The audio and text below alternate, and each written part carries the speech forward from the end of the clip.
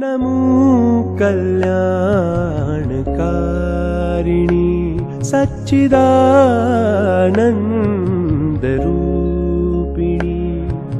नमो कल्याणकारिणी सच्चिदानन्दरूपिणी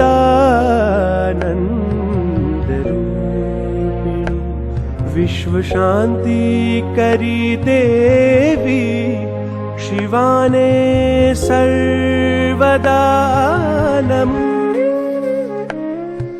नमो कल्याणकारिणी सच्चिदानन्दरूपिणी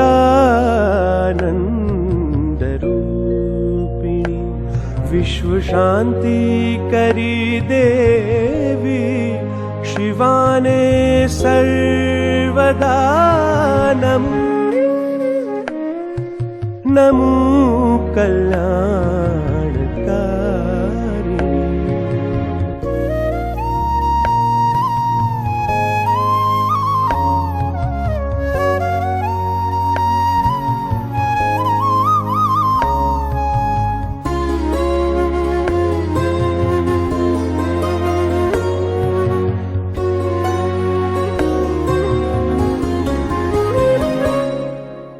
देखी मां पदरेणुनि कांति नेत्र ढली पड़ा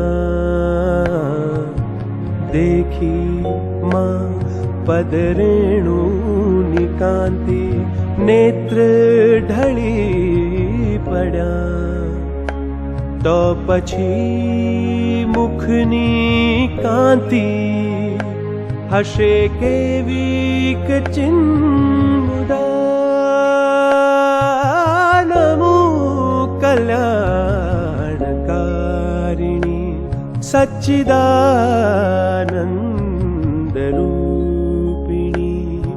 नमो कल्याणकारिणी।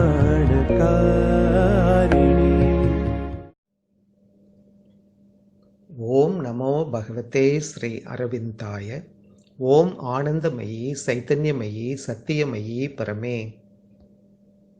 Savitri. Book 6 Book of Fate. Canto 2 The Way of Fate and the Problem of Pain. Continuation.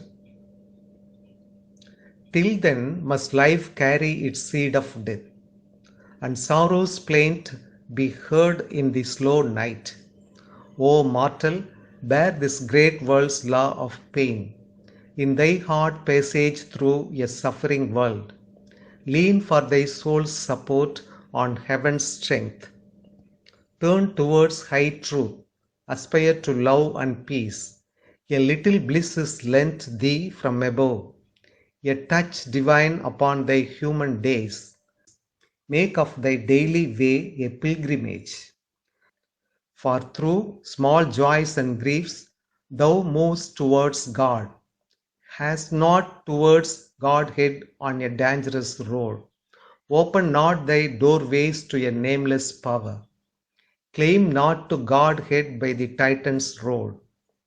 Against the law he pits his single will. Across its way he throws his pride of might.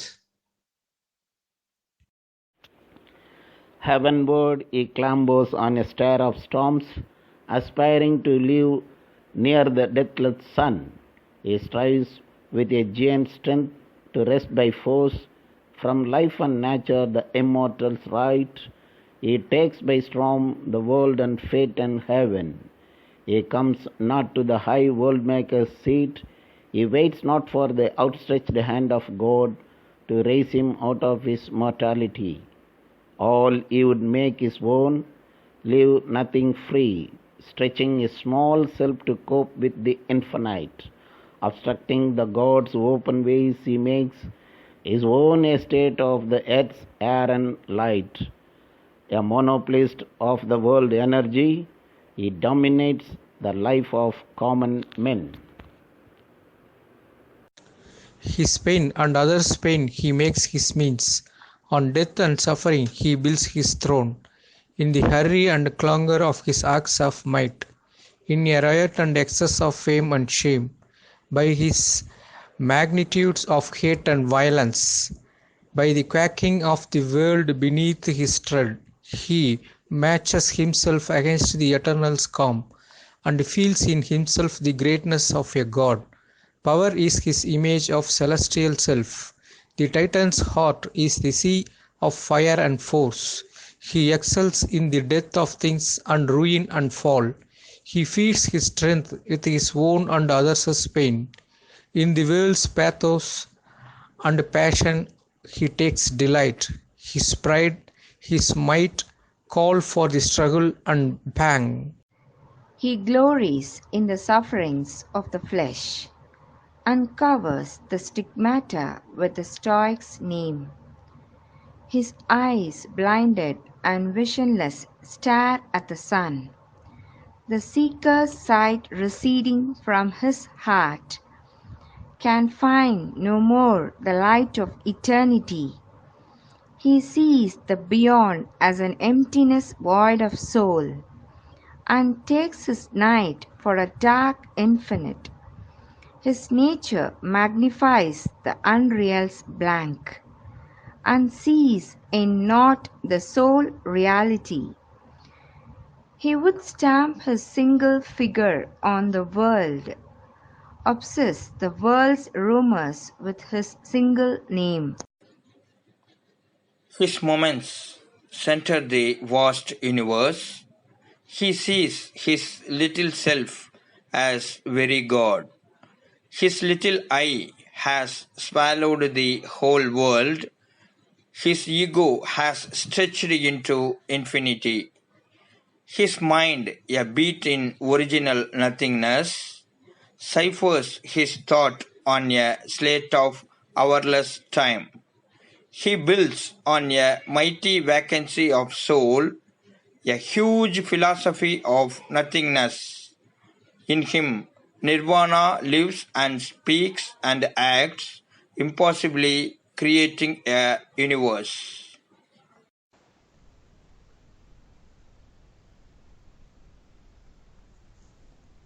An eternal zero is his formless self. His spirit, the void, impersonal absolute. Take not that stride, O growing soul of man. Cast not thyself into that night of God. The soul suffering is not eternity's key, or ransom by sorrow heaven's demand on life. O mortal, bear, but ask not for the stroke. Too soon will grief and anguish find thee out. Too enormous is that venture for thy will. Only in limits can man's strength be safe. Yet is infinity thy spirit's goal. Its bliss is there behind the world's face of tears. A power is in thee that thou knowest not. Thou art a vessel of the imprisoned spark. It seeks relief from time's envelopment, and while thou shuttest it in, the seal is pain. Bliss is the Godhead's crown, eternal, free, unburdened by life's blind mystery of pain. Pain is the signature of the ignorance, attesting the secret God denied by life. Until life finds him, pain can never end. Calm is self's victory overcoming fate. Dear, thou shalt find at last thy road to bliss. Bliss is the secret stuff of all that lives. Even pain and grief are garbs of world delight.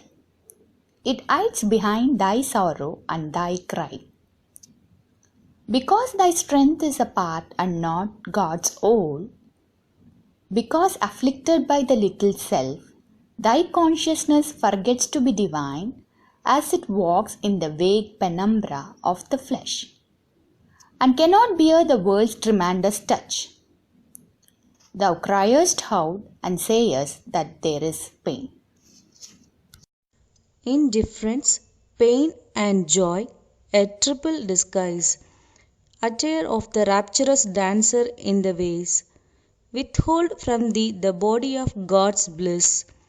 The Spirit's strength shall make thee one with God. Thy agony shall change to ecstasy. Indifference deepen into infinity's calm, and joy laugh nude on the peaks of the Absolute.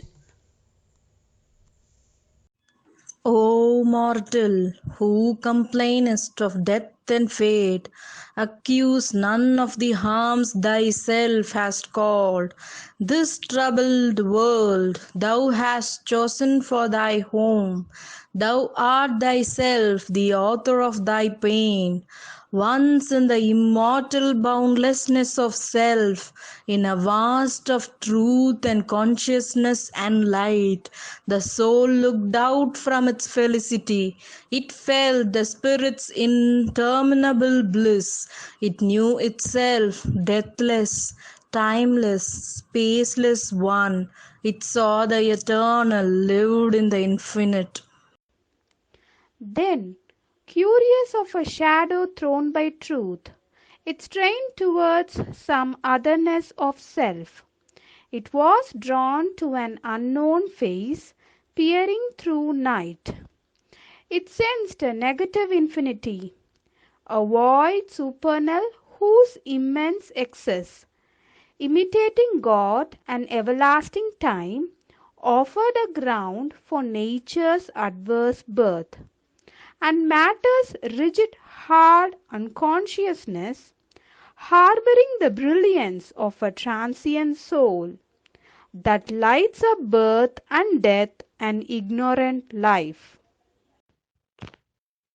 A mind arose that stared at nothingness, till figures formed of what could never be. It housed the contrary of all that is. A knot appeared as being's huge sealed cause, its dumb support in a blank infinite, in whose abysm spirit must disappear. A darkened nature lived and held the seed of spirit hidden and feigning not to be. Eternal consciousness became a freak of an unsouled almighty inconscient, and breathed no more as spirit's native air. Bliss was an incident of a mortal hour, a stranger in the insentient universe. As one drawn by the grandeur of the void, the soul attracted leaned to the abyss. It longed for the adventure of ignorance and the marvel and surprise of the unknown, and the endless possibility that lurked in the womb of chaos and in nothing's gulf, or looked from the unfathomed eyes of chance. It tired of its unchanging happiness. It turned away from immortality. It was drawn to hazard's call and danger's charm. It yearned to the pathos of grief, the drama of pain, perdition's peril, the wounded bear escape, the music of ruin and its glamour and crash, the savor of pity and the gamble of love, and passion and the ambiguous face of fate. A world of hard endeavor and difficult toil and battle on extinction's perilous verge, a clash of forces, a vast incertitude, the joy of creation out of nothingness, strange meetings on the roads of ignorance, and the companionship of half-known souls, or the solitary greatness and lonely force of a separate being conquering its world, called it from its too safe eternity. A huge descent began, a giant fall. For what the spirit sees creates a truth, and what the soul imagines is made a world. A thought that leaped from the timeless can become indicator of cosmic consequence and the itinerary of the gods, a cyclic movement in eternal time. Thus came, born from a blind tremendous choice, this great, perplexed and discontented world, this haunt of ignorance, this home of pain. There a pitched desire's tents, grief's headquarters, a vast disguise conceals the eternal bliss. Then Aswapati answered to the seer, Is then the spirit ruled by an outward world, O seer? Is there no remedy within? But what is fate if not the spirit's will, after a long time fulfilled by cosmic force? I deemed a mighty power had come with her. Is not that power the high compeer of fate? But Narad answered, covering truth with truth, O Aswapati, random seem the ways along whose banks your footsteps stray or run, in casual hours or moments of the gods. Yet your least stumblings are foreseen above. Infallibly, the curves of life are drawn, following the stream of time through the unknown. They are led by a clue the calm immortals keep. This blazon hieroglyph of Prophet Mans, a meaning more sublime in symbols writes. Then sealed thought wakes too, but of this high script, how shall my voice convince the mind of earth? Heaven's wiser love rejects the mortal's prayer. Unblinded by the breath of his desire, unclouded by the mists of fear and hope, it bends above the strife of love with death. It keeps for her privilege of pain. A greatness in thy daughter's soul resides, that can transform herself and all around, but must cross on stones of suffering to its goal. Although designed like a nectar cup of heaven, of heavenly ether made she sought this air, she too must share the human need of grief, and all her cause of joy transmute to pain. The mind of mortal man is led by words. His sight retires behind the walls of thought and looks out only through half-opened doors. He cuts the boundless truth into sky steps, and every step he takes for all the heavens. He stares at infinite possibility and gives to the plastic vast the name of chance. He sees the long results of an all-wise force, planning a sequence of steps in endless time, but in its links imagines a senseless chain or the dead hand of cold necessity. He answers not to the mystic mother's heart, misses the ardent heavings of her breast, and feels cold, rigid limbs of lifeless law. The will of the timeless working out in time, in the free absolute steps of cosmic truth, he thinks a dead machine or unconscious fate. A magician's formulas have made matters laws, and while they last, all things by them are bound. But the spirit's consent is needed for each act, and freedom walks in the same pace with law. All here can change if the magician choose. If human will could be made one with God's, if human thought could echo the thoughts of God, man might be all-knowing and omnipotent. but now he walks in nature's doubtful ray. Yet can the mind of man receive God's light? The force of man can be driven by God's force, then is he a miracle doing miracles. For only so can he be nature's king. It is decreed and Satyavan must die. The hour is fixed, chosen the fatal stroke. What else shall be is written in his soul, but till the hour reveals the fateful script, the writing waits illegible and mute. Fate is truth working out in ignorance. O King, thy fate is a transaction done at every hour between nature and thy soul, with God for its foreseeing arbiter. Fate is a balance drawn in destiny's book. Man can accept his fate, he can refuse. Even if the one maintains the unseen decree, he writes the refusal in thy credit page. For doom is not a close, a mystic seal, arisen from the tragic crash of life, arisen from the body's torture and death.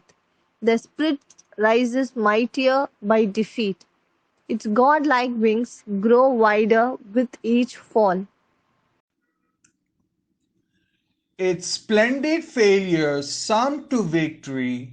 O man, the events that meet thee on thy road, though they smite thy body and soul with joy and grief, are not thy fate, they touch thee awhile and pass. Even death can cut not short thy spirit's walk. Thy goal, the road thou choosest, are thy faith. On the altar throwing thy thoughts, thy heart, thy works, thy fate is a long sacrifice to the gods, till they have opened to thee thy secret self, and made thee one with the indwelling God. O soul, intruder in nature's ignorance, armed traveller to the unseen supernal heights, thy spirit's fate is a battle and ceaseless march against invisible opponent powers, a passage from matter into timeless self, adventurer through blind, unforeseeing time, a forced advance through a long line of lives. It pushes its spearhead through the centuries.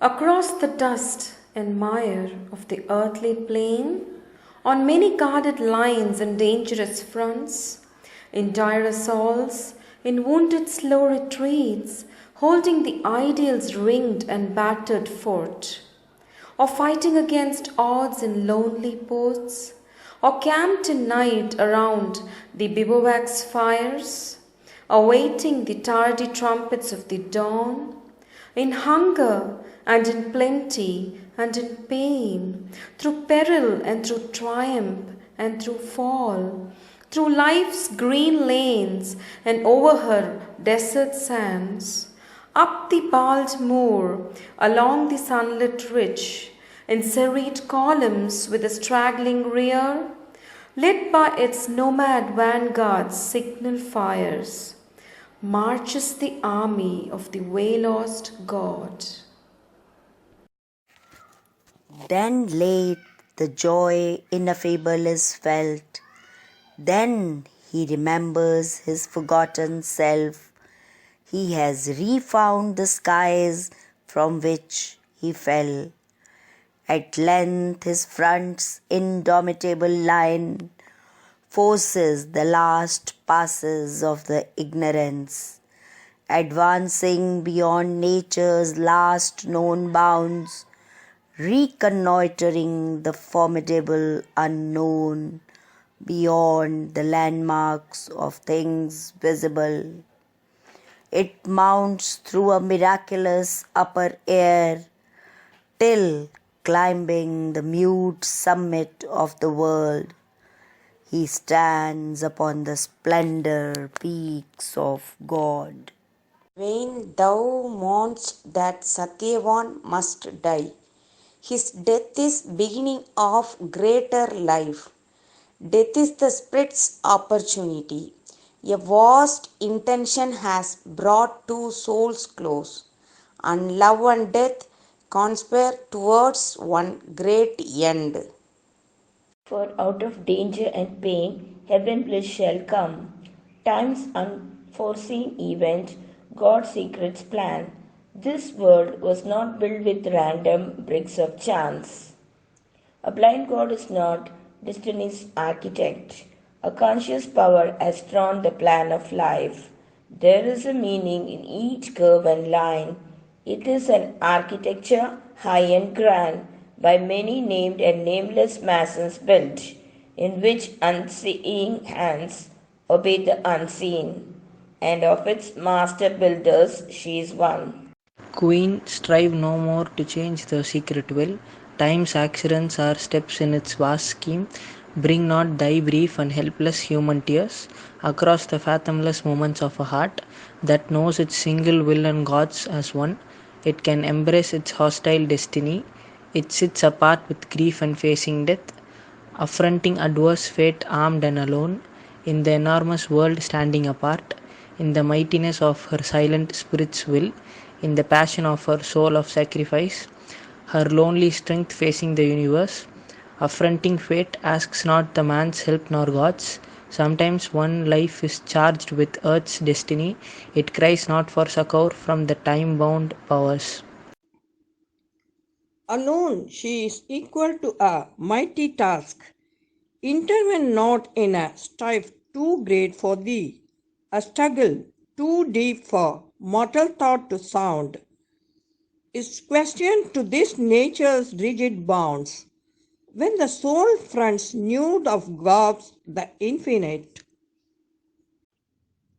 its too vast theme of a lonely mortal will, pacing the silence of eternity, as a star uncompanioned moves in heaven, unastonished by the immensities of space, traveling infinity by its own light. The great are strongest when they stand alone. A God given might of being is their force, a ray from self solitude of light, the guide. The soul that can live alone with itself meets God. Its lonely universe is their rendezvous. A day may come when she must stand unhelped on a dangerous brink of the world's doom and hers, carrying the world's future on her lonely breast, carrying the human hope in a heart-left soul to conquer or fail on a last desperate verge, alone with death and close to extinction's edge. Her single greatness in that last dire scene must cross alone a perilous bridge in time and reach an apex of world destiny where all is won or all is lost for man.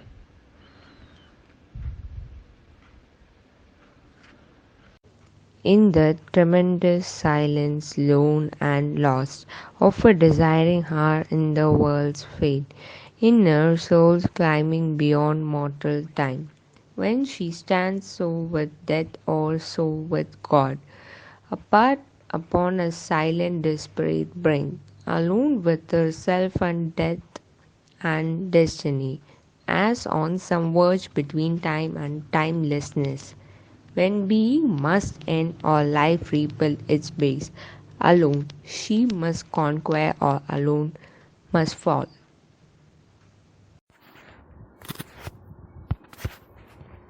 No human aid can reach her in that hour. No armored god stand shining at her side. Cry not to heaven, for she alone can save. For this the silent force came mission down. In her the conscious will took human shape. She only can save herself and save the world. O Queen, stand back from that stupendous scene. Come not between her and her hour of fate. Her hour must come and none can intervene. Think not to turn her from her heaven-sent task. Strive not to save her from her own high will. Thou hast no place in that tremendous strife. Thy love and longing are not arbiters there. Leave the world's fate and her to God's sole God, even if he seems to leave her to her lone strength. Even though all falters and falls and sees an end, and the heart fails and only are death and night, God given her strength can battle against doom, even on a brink where death alone seems close. And no human strength can hinder or can help. Think not to intercede with the hidden will. Intrude not twixt her spirit and its foes, but leave her to her mighty self and fate.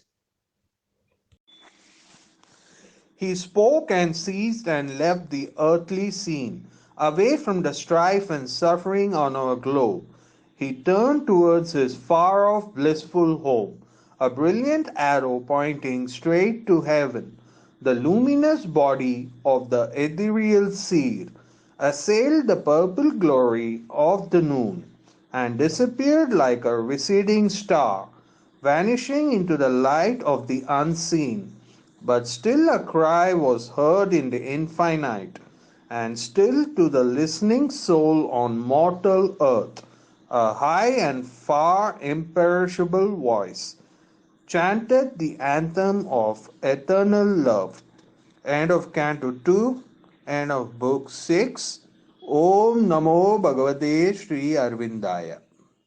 Alaimagal Kalaimagal Malaimagal nee amma Talaimagalaga vanda Deivathin taayamma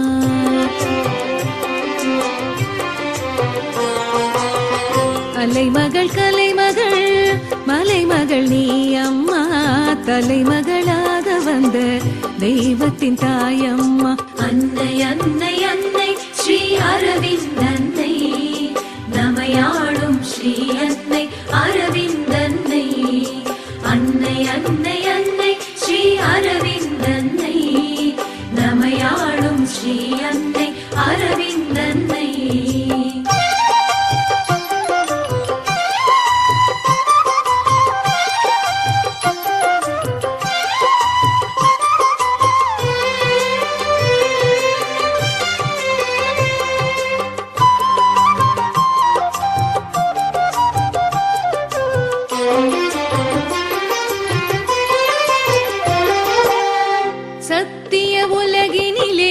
கல்வியுமாக சாத்வீக உணர்வினிலே செல்வமுமாக நித்திய வாழ்வினிலே வீரமுமாக நீ தந்த வளத்தினிலே சாரமுமாக வானின் தேவதை வந்து பிறந்ததோ வாழ்வின் தேவையை தந்து சிறந்ததோ ஞான வாசலை திறந்து விட்டதோ ஞாலம் ஏழிலும் இருந்து விட்டதோ மோனம் ஞானம் யாவும் மோட்சம் நெய்ததோ முக்தி தந்த சக்தி ஆட்சி செய்ததோ அன்னை அன்னை அன்னை ஸ்ரீ அரவிந்தன்னை நமையாடும் ஸ்ரீ அன்னை அரவிந்தன்னை அன்னை அன்னை அன்னை ஸ்ரீ அரவிந்தன்னை